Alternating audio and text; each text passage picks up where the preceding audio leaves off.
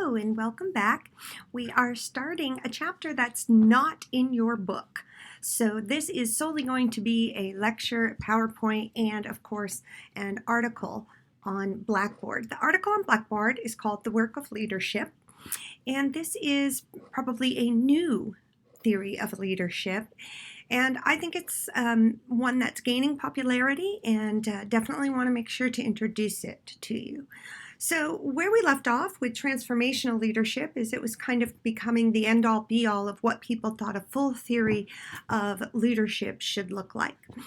And in the 90s, we have this brand new approach that comes out, and it's by Heifetz, and he labels it adaptive leadership.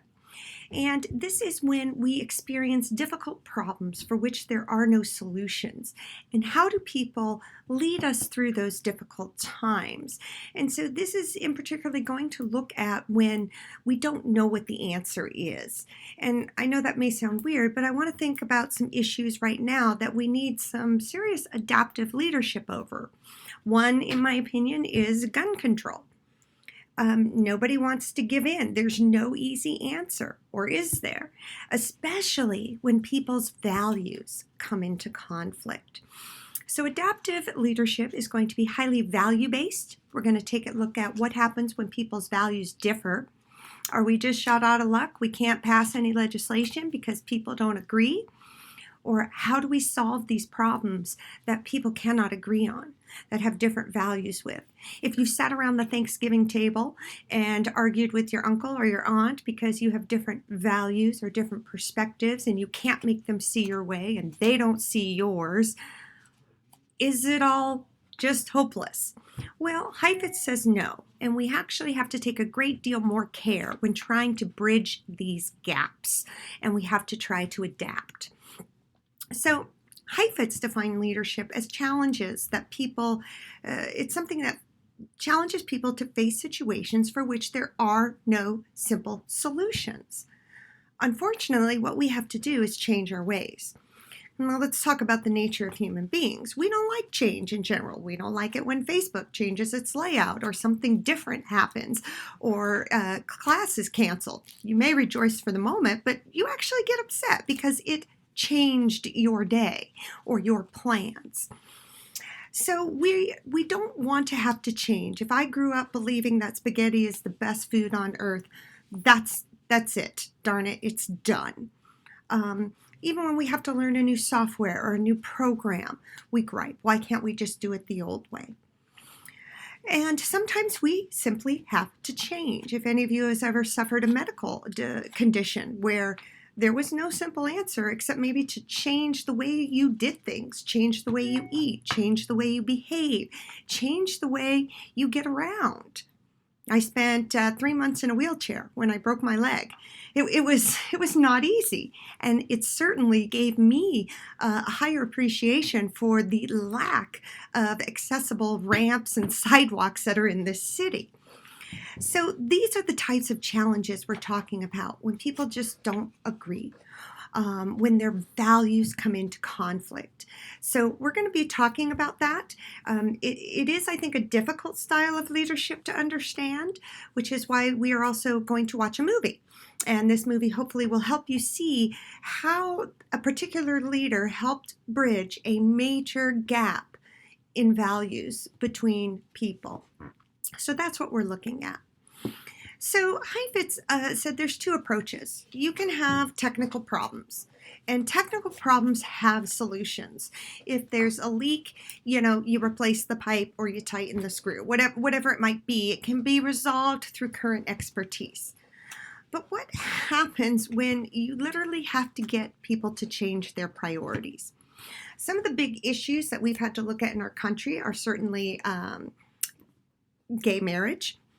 Took a long, how do we bridge that gap? Some people believe yes, some believe no. I already threw out gun control.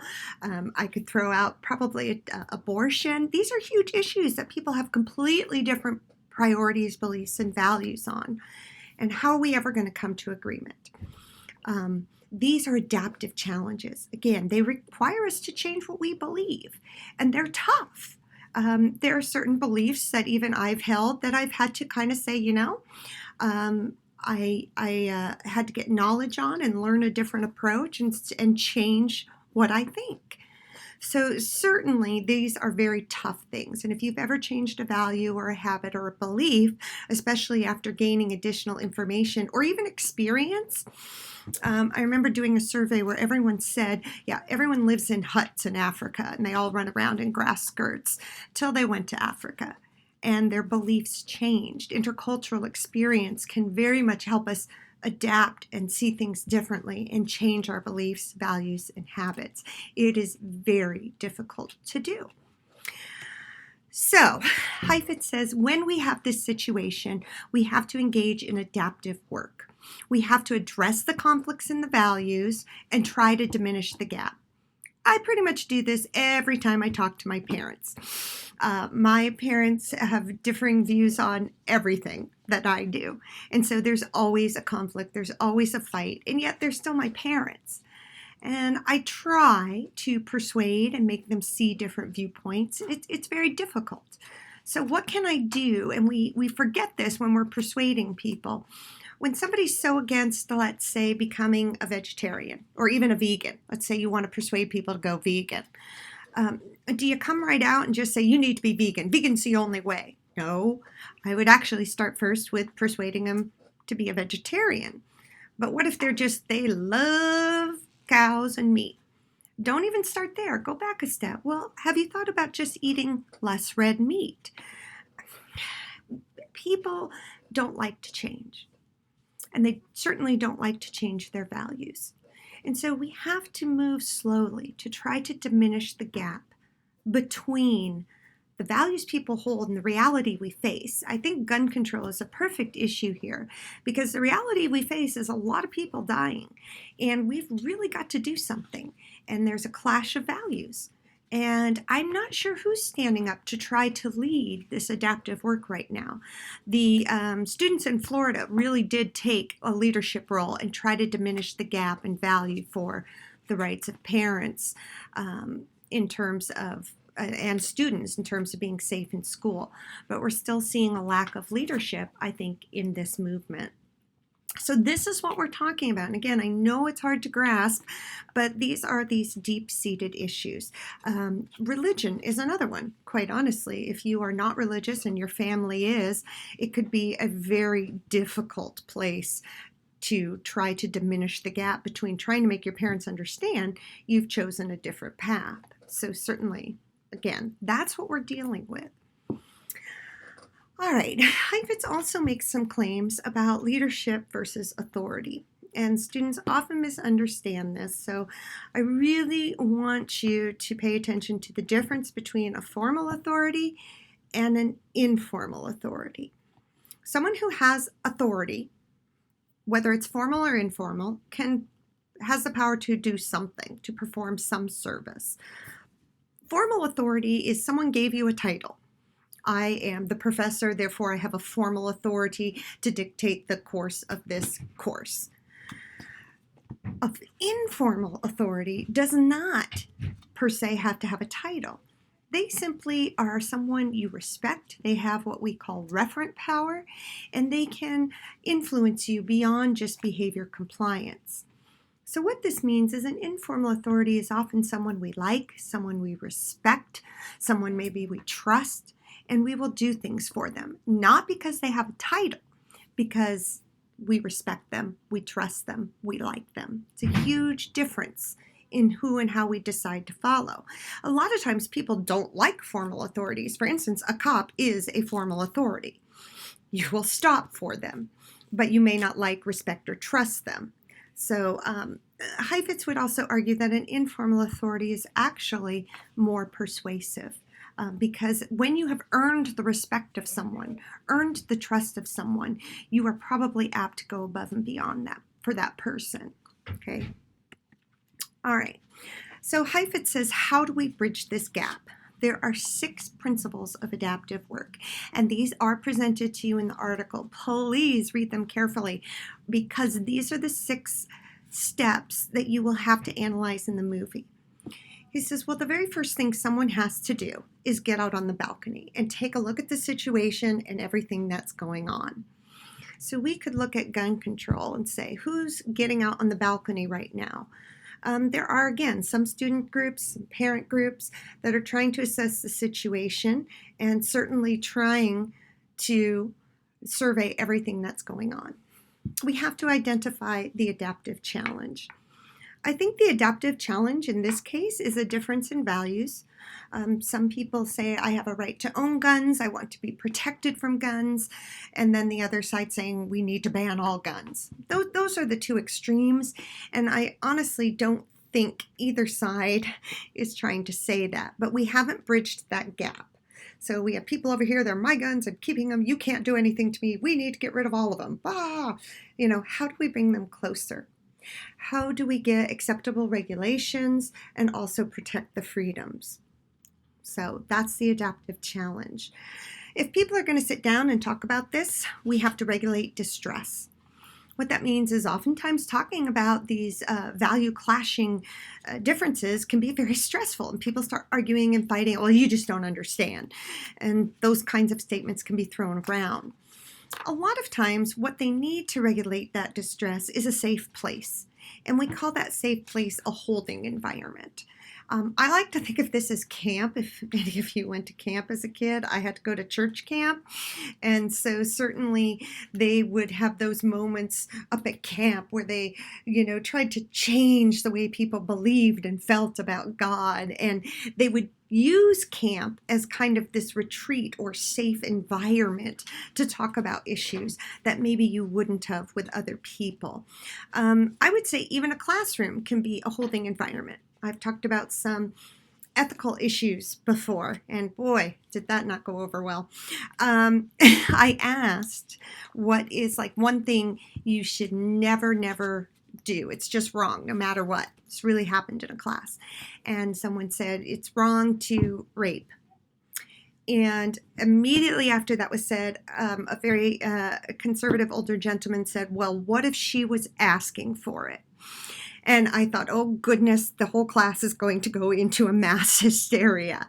I actually, as the leader of that conversation, had to regulate the distress in the room and calm everyone down and get them back focused on ethics and what we were talking about, which is the maintain discipline attention. Let's not get too far afield of what we're trying to do here. Let's get back to the problem at hand and talk about ethics and rights and wrongs and keep our focus on the adaptive challenge. Ultimately, I as the leader, I can't do the work. I have to let the people do the work. The people have to change their minds. The U.S. has to change their minds on how they feel about gun control. We've got to come to a decision. People have got to change their ways and be willing to give a little. And we haven't really done that yet. We've got some leaders who are out there trying to push us, but we haven't maintained disciplined attention, I think, on the problem in a constant, all-forcing fashion. If we can maintain some more disciplined attention, I think we'll start seeing some people trying to start bridge those gaps and maybe even take matters further. And the last step is to protect the voices of leadership from below.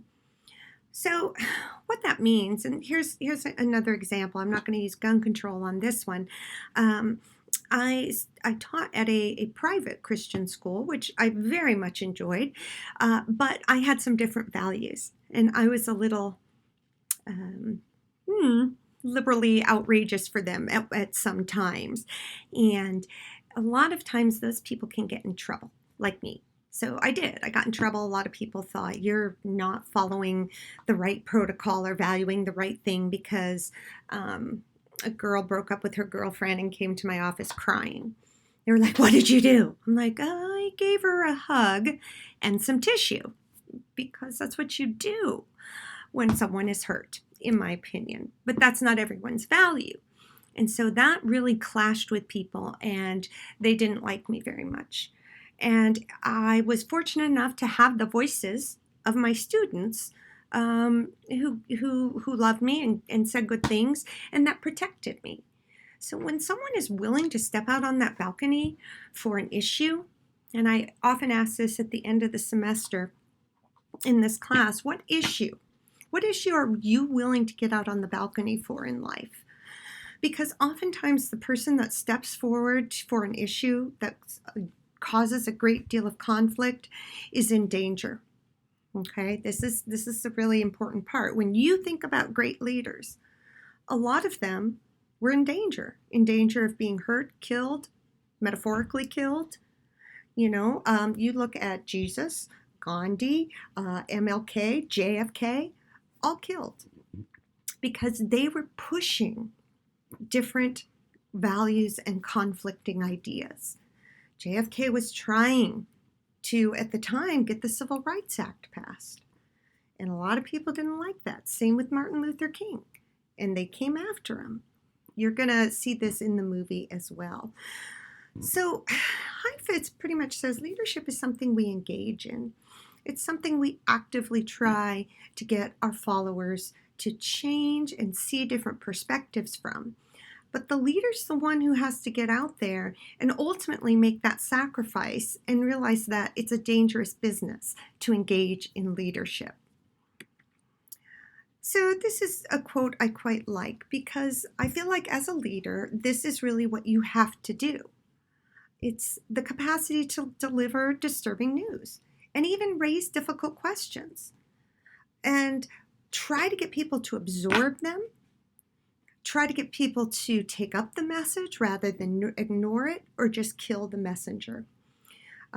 So again, a lot of people don't want to talk about certain issues. Where can we raise the questions, have intelligent conversation about them, and hopefully learn from each other and get people to try to improve and make progress and change happen? Leadership is a risky business. The minute you set foot for an issue or take a stand, someone's not going to like it, and you're at risk in multiple different ways. So you have the movie assignment. I would like at this point for you to hopefully read the article and then go ahead and start the movie. You are looking for these 6 steps, and I need concrete examples. I'm going to give you the adaptive challenge since we're not in class. The adaptive challenge, because I think it's as obvious as day, but y'all miss it. So I'm going to tell it to you. The adaptive challenge in this movie is trying to bridge the gap between people's views on race. We still have this adaptive challenge today. Last semester, I got to participate in the Black Student Union March on campus and protest. And they said, you don't value us, SDSU. And I think they have a legitimate claim to say that. Now, there may be others of you out there saying, psh, forget that. This is a difficult issue to talk about. So the issue in this movie is race. It's integration versus separation. Something, again, we are still trying to change people's views about and try to diminish that gap in how we value each other. So 6 principles of adaptive work for the movie. I do also ask you to identify a formal and informal authority example. And other than that, you should be good to go with the handout. You may also identify any main characters and different leadership styles you think they're using. And they could be any leadership styles we've talked about so far. So that could be democratic, autocratic, relational, task, anything at all. So you can see the movie prompt. Again, you have to find the movie. Some of you are very savvy at that. Others of you, like I said, you can rent it on Amazon. And I want you to please use very specific examples from the movie for each of these steps. Okay? And remember what I said typically serves as a holding environment if you were just listening. When I was talking about being at camp, it's a dead giveaway of some of the examples you should be looking at for this movie analysis assignment. So good luck. Enjoy the movie. I will have a short video posted next to try to tie up adaptive leadership for you. All right, have fun.